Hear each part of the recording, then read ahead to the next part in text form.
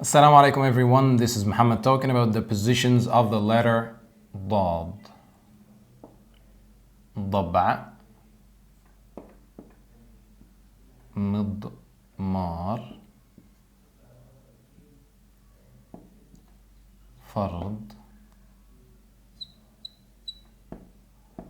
فضة.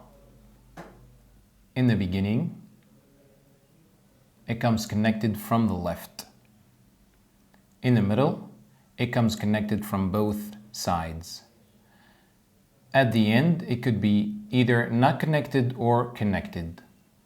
ضبع, مضمار, فرض, فضة. So again, in the beginning, it looks like that. In the middle, it looks like that. At the end, it could look like this or like this. That's it for the letter ضاد. Assalamu alaikum. See you in the next episode.